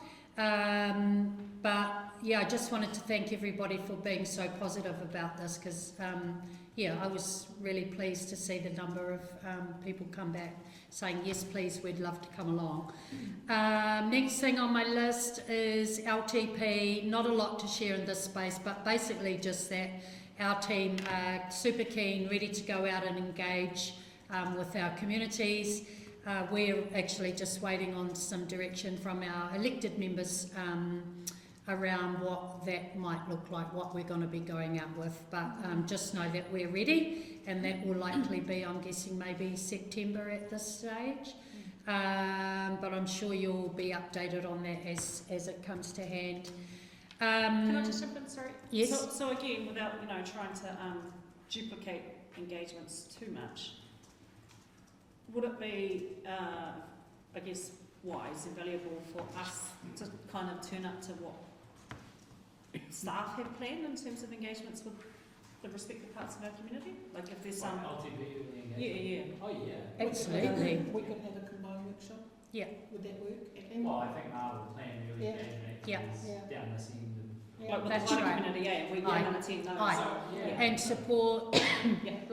like we always encourage, yourselves to do. Ngahui is always very supportive with any engagement that we do, as is Sandra. Yeah. Because then your perspectives can be informed to That's the right. submission to the council Yeah. or LTP. Yeah, cool. Thank you. One of the very cool things I've got on my report today is what we've just recently been doing around civic education within our kura, and early June we went into Tongariro School and Te Papamārearea Māori. We presented some very cool 45-minute quick sessions, as you can imagine, with tamariki and rangatahi, but also with the teachers, of course, and the teacher aides, and it went very well. So we presented to 75 tamariki and rangatahi at Te Papamārearea Māori, so probably one of the bigger groups alongside Tongariro High School, which we presented to 90. Obviously in two separate groups at Tongariro School, and I think we did 3 at the at Te Papamārearea Māori. The kids loved it. They were very engaged. So what we went in with was central and local government, what each of those do, and it was funny what some of the kids thought, but also what some of the adults thought. So they never confess that while the kids are there, but they always come up to us after saying, we never knew that. So it kind of has told us that actually this isn't just good learning for our kids, it's also something that we'd really love to take out to groups as well, community groups. Maybe not the same sessions, but certainly sharing of some really interesting information that people aren't aware of. Would you consider Kuratau School? I have reached out to Kuratau a number of times, and they haven't yet been able to come back with a suitable date, but they are certainly on my radar. Okay. Yeah, thank you. But yes, certainly if you see the need out there, or where you think somewhere we could be, worth our while going, please reach out to me. We're certainly open to doing that anytime. And again, from a marae hapu perspective, do we do something similar with our iwi engagement team? In terms of, was that during like the LTP engagement periods we have a session about what it is and what councils do, what's your whakaaro, is that all like packaged into the one thing around that time? Antoinette's saying yes. Oh, Ka pai. cool. Yeah. So it's something we might be able to jump on, eh? Rather Yeah, than- 100%. Yep. Next cool thing, obviously, is the Matariki event. So we're locked and ready to light up our town again this next Friday, the 10th. So starting with karakia in the town centre with Auntie Kathy, who's organised us to be there, a bit of waiata and some shared parakuihi or breakfast will be very lovely. So that's at 6 o'clock, and then following in the afternoon, our rangatahi hub are again doing their Matariki disco at the senior sits, 4 o'clock. That was very, very busy for them last year, but really positive. The kids loved it. From 6 o'clock, we're in the town centre with the opening of the night markets. Lots of entertainment. We've got kapahaka, we've got local entertainment from Jersey Bob and Monica. Tūwhareto radio station are doing all the emceeing for us. Lots of great kai options. Junior rugby are going to be a hit, I can tell you, with their muscle fritters. And yeah, it's just going to be another great night, ending with our big finale down here at the Fields with our laser light show at 8:30. Yesterday, Antoinette and I went out and got our Matariki flags up. They look great, flapping in the wind. It's amazing. And so that's all very positive. I've seen the crew put in some things in the roundabout. Yes, Things the like PO. that. What are So those will come up tonight. So they are solar lit. Wow. Yeah, so lots of Matariki little props have gone out today while we've been here. So you will notice them. It's beautiful. So we're very grateful to our amazing team of volunteers who do lots behind the scene to make our town look amazing. And you, thank you. Yes, thank you. Turangi, wharepaku. Honestly, I never thought I'd be so excited about a wharepaku, but this is going to, it's going to be amazing. I think it's going to be a beautiful talking point for our town, and I know it may seem like it's taking a very long time. And it is taking a while, but you know what, it's going to be worth the wait. That's what I'm saying. So basically the overall layout has now been confirmed and things are progressing well. We did have a hui yesterday, myself and the working party, Pete Bradshaw and the Exelu experts. So the project has now moved into the detailed design phase with Tamari Gardner, our local artist. She's leading the cultural design work, obviously, on behalf of the hapu, and she, of course, is working closely with Exelu and with ourselves, TDC. Sorry I missed the last meeting. Is it replacing the ones that are already up there? Same Correct. place? Okay. So while people think, what the hell's going on? So basically the toilets are being built off-site. So once that comes down, the new toilets will be brought in pretty quickly. So but they're going to be flashed or even though they're prefab? It's going to be Okay, cool. amazing. So lots of thought, lots of work in conjunction with Turangi-Tukua around the theme, around the toilets, kind of locking it in with the papatakaro. It's going to be very specific to Turangi and I really love it. It's going to be amazing. So just sharing. Get excited about the toilets. Cool. Yeah. Should be a race to flush. Yeah, I want to be the first to flush. The other thing I'm working on at the moment is in support of Kara and Haiti with the district-wide reserve management plan. And the reason why I'm quite involved with that is because, of course, that includes reserves over in our Western Bays area. We're going to go out with some engagement on that, or on those reserves. There's quite a number of those reserves as well. and that will again be around October. So I can see there's a lot of busyness coming up, but it's great. I'll just make a point there now for the committee. So whereas once upon a time we used to have individual plans for individual reserves, we're not going to do that any longer. We'll have one reserve management plan for the whole of the Taupō district. And I'll be the part. Yeah, correct. This is no, separate. probably three, Turangi. because we've got Motuchiri. As well, yes, We've got correct. Motuchiri, we've That's got right. the Turangi area, and then it'll be everybody else. I read somewhere we've got something like 140 hectares of reserves. Oh, It's yeah, massive. probably. It's It would be. It's absolutely massive. So Yeah. that'll be something we will have a workshop on it later on too. Mhm. And I mean, it might actually probably doesn't affect Turangi all that much. It more affects No, us actually. correct. It affects our area. Yeah. So Yeah. that's very interesting. Correct. work coming So up, you're yeah. talking about Western Bay reserves as well? All of every reserve. Mhm. So it's going to be one plan for every I hope there's reserve. going to be some Well, we'll be able to give some feedback. flexibility. We'll be able to give some Yeah. feedback, and now we'll be doing community We'll be doing engagement. engagement around that So quite you can extensively. feed in. We're That's really right. saying- Turangi.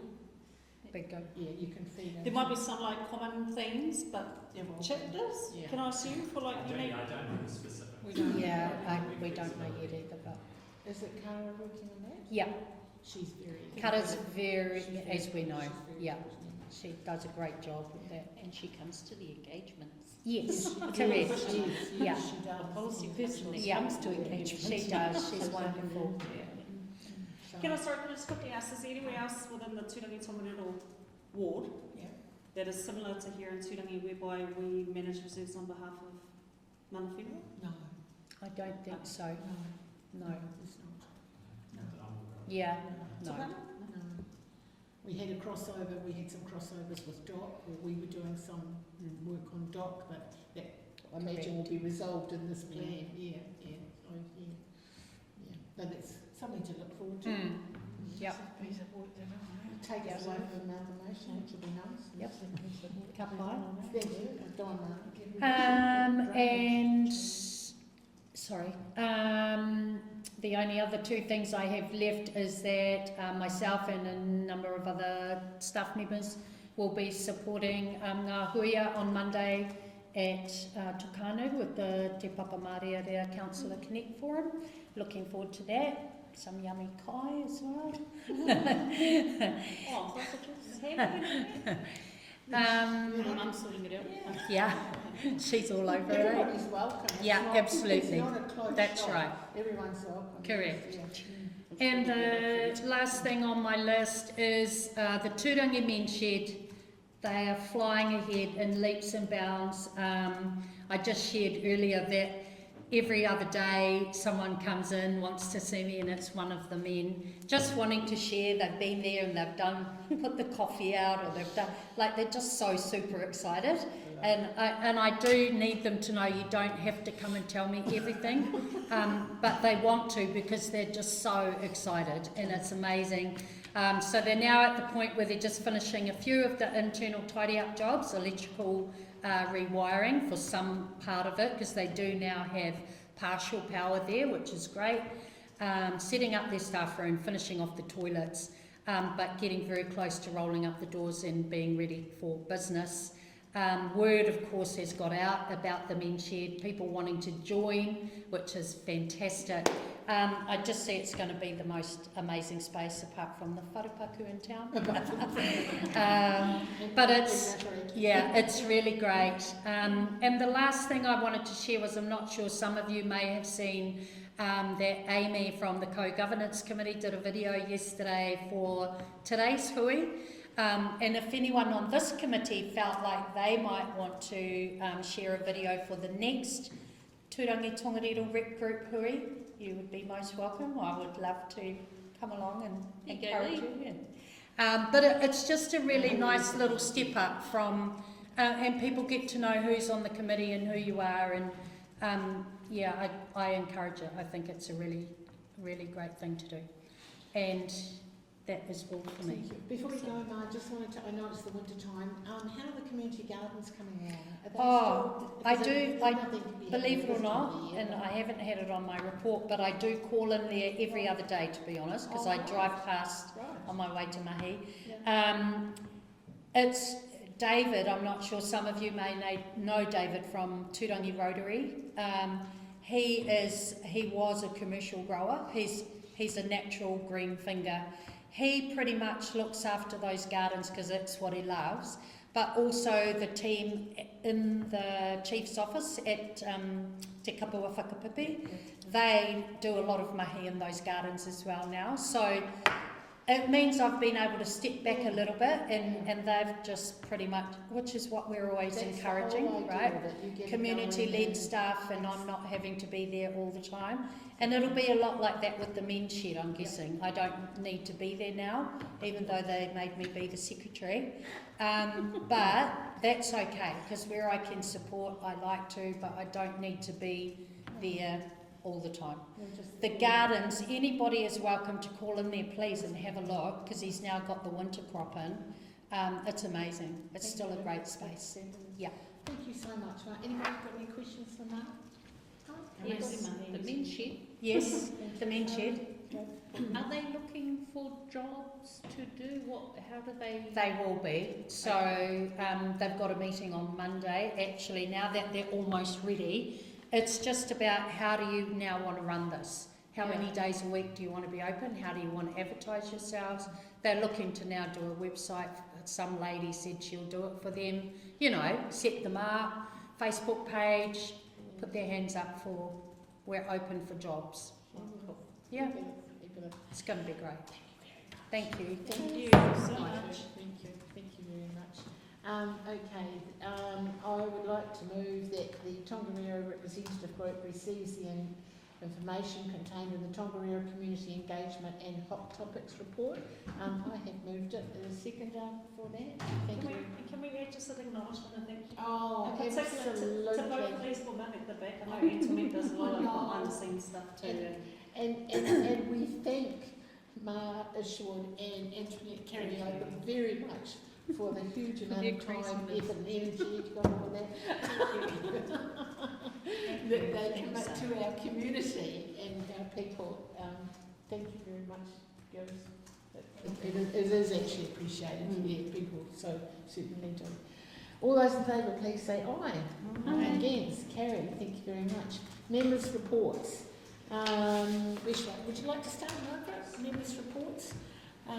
It's a opportunity for you to tell us what you've been doing, give us some ideas of what's been happening across your particular area and feedback perhaps on yeah. I would have to say it's much the same as last time. Do you want to move it for so Lee can hear you? Oh, thank you. Can you hear me, Lee?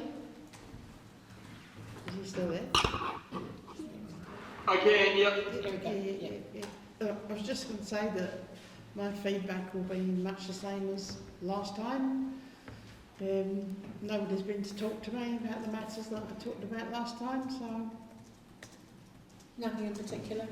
Well, still their pond and green shed and drainage on the Have you got playground. any feedback at all from the Settling Pond? No, I spoke to Margaret. You spoke to Margaret? Yeah, no, this meeting has only been 3.5 weeks since the last Really? meeting. But it wasn't scheduled. I'm today. sorry. So we worked on the schedule. I shouldn't have done that to you. Yeah. Been in touch with Margaret.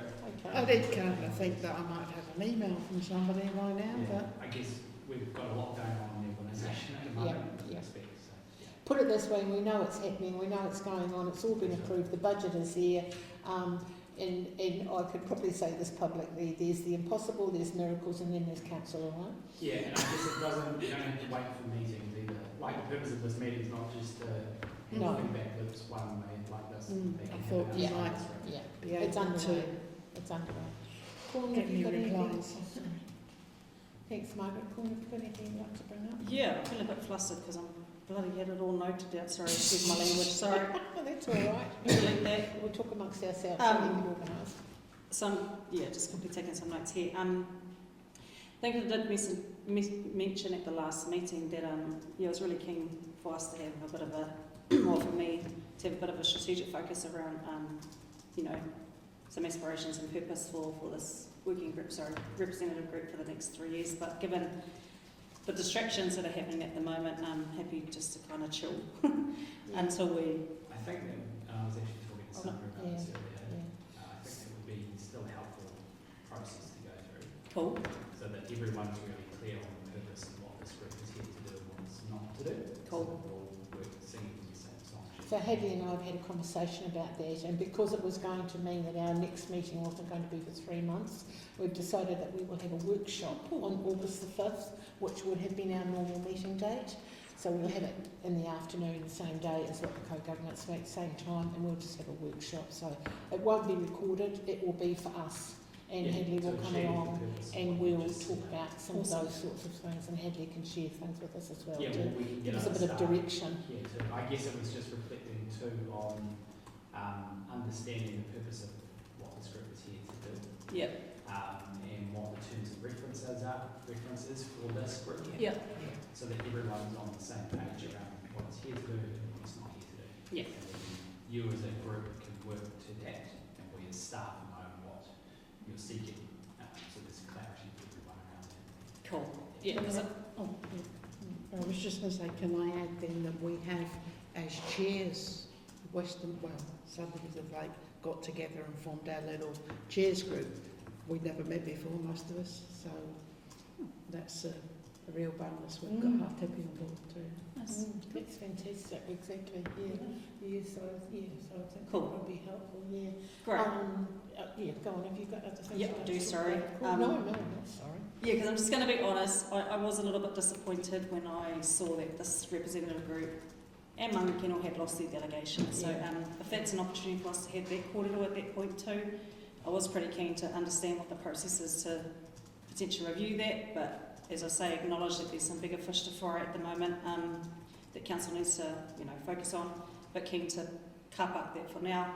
Just in terms of... check with the specific delegations that you were concerned weren't coming to this group?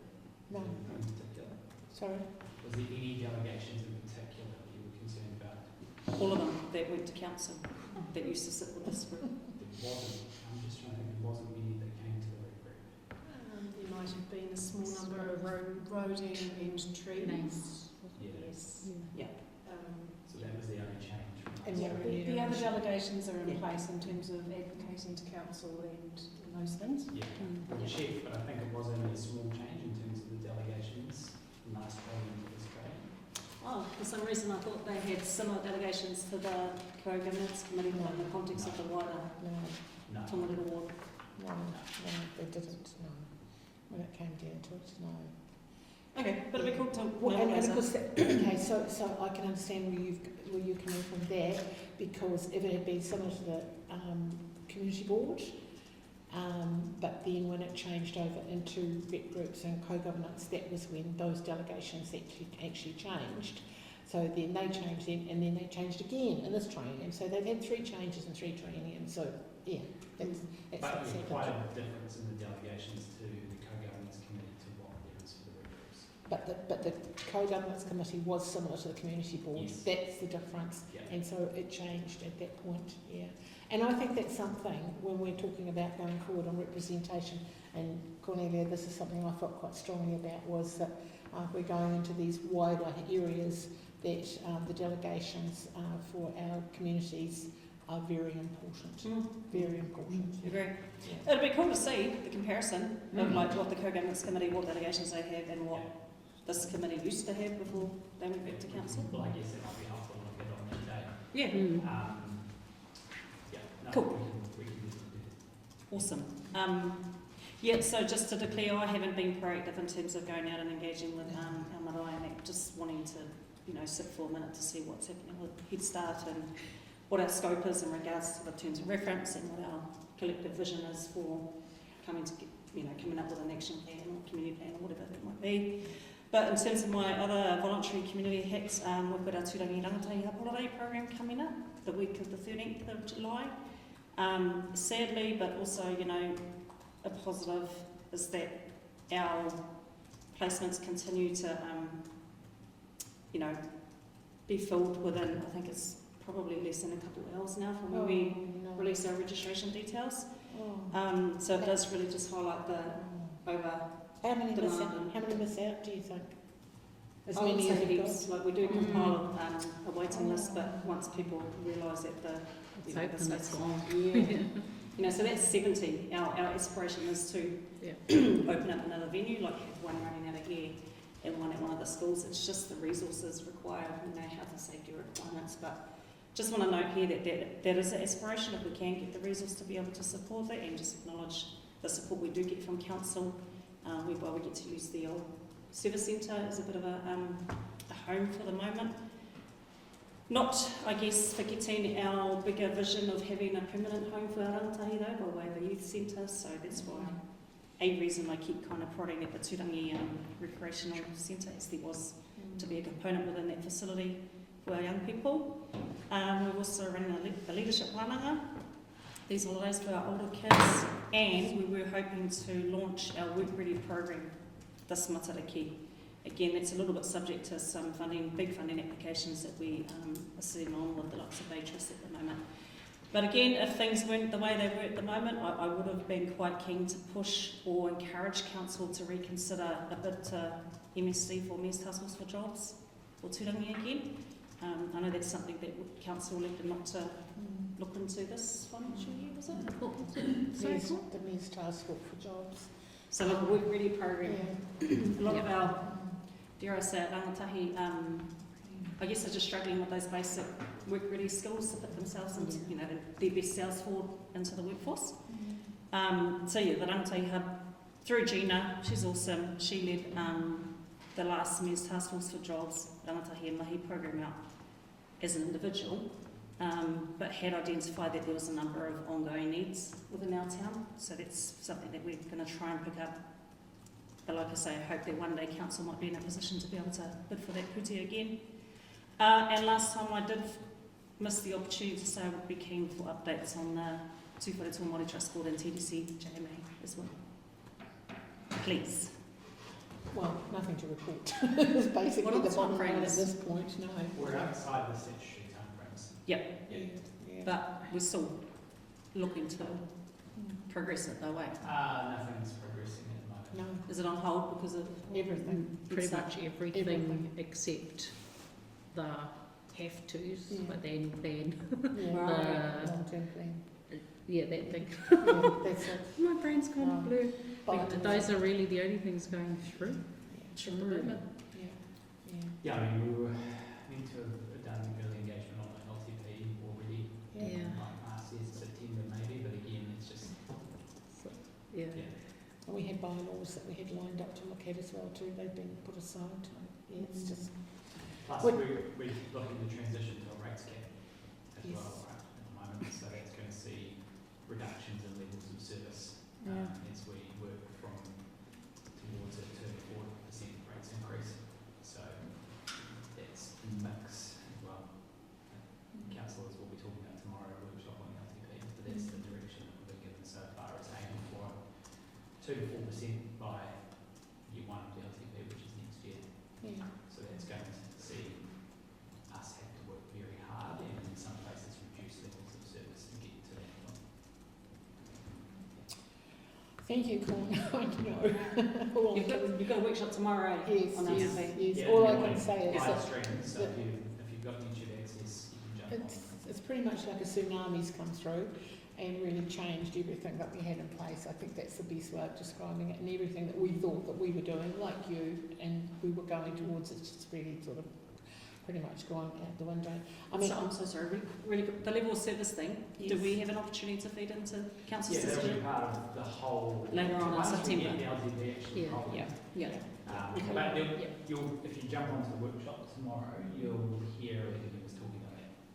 Yes. Just picking up on your comment about yeah. the reserves out of always. Just brought up the comparison between the terms of reference. So it's a little bit tricky to see. This was terms of reference for the last rep group and current terms of reference on the right. So So the ones that have been removed were delegations around, so these are statutory regulatory functions around road planning, decisions on pedestrian walls, licences to occupy roads, and decisions on stopping roads. And then considering resident and ratepayer appeals to decision made in accordance with the council's tree and vegetation policy, and making changes to the council's traffic control device register relating to roads and public spaces. So those are now not delegated to this group, because we, for this training, elected members have stood up what's called a regulatory committee, who look at these across the district. And which I just got appointed to. Councillor Greenslade was appointed to yesterday. Because they realised that they didn't have anybody from this part of the world on it, so they put me on it. Yeah. So now, previously these were at a rep group level, and now go to council's regulatory committee. So I guess the reality is we now only have one representative compared to however many were sitting around this table previously. That's my concern. Can we just scroll up to the power to act Having section? said that, if there was anything on there that I felt was in any way controversial or that I needed advice from, I would actually email all of you. I would ask you if something came up. Other way. The power to act section. Power to act. That should all still be the That's same. all as far as I can tell. So that's more of an advocacy role, right? Is it? The power to act part. Yeah, so support council's long-term plans, support council. It's not the function or responsibility of full council or its other standing committees. It's not prohibited by legislation and otherwise falls within objectives and scope of the group. External representatives appointed to the committee with full voting rights. TBC on that. And then council delegates, so those are identical between last training and this training. And then the power to recommend, there wasn't a power to recommend on the other one? Power to recommend to council. Anything really, eh? They are exactly the same thing. Okay. Cool, thanks for that. We'll talk about that in the workshop. I think it's valuable just to understand, because I was reflecting on the first week, and we didn't really, talk about the purpose of what this rec group is here to do. Yeah. And I think reflecting on the terms of reference and then thinking about what that means for the next 3 years would probably be helpful. Yeah. Thank you, Hedley. Thank you. I don't really have anything to report. I did do a report to the Co-Gov Committee. Just some quick things. I'm on DGLT. We've had strategy meetings. We're having something here called net walking. So I'll just keep your eye open, and that's when DGLT comes down here. The new general manager at the Tongariro Rep Centre is Geraldine Turman. She's Dulcie Gardner's granddaughter, which is yes, she's lovely. Go and say hello to her if you don't know her. Actually, I've given her your name. I've been appointed to the regulatory committee, and Head Start is taking up all our waking hours, basically, and thoughts and times and conversations. Yeah, exactly. No, I think most of what I had in the last update's probably been talked about. Yeah. Other than Monday. Yeah. Please come along if you can. There'll be a whakatau at the start, so if you can be there from 5:30, it would be good. Yeah. And then if you can stay for dinner afterwards, even better. That's lovely. All those other things have probably been talked about.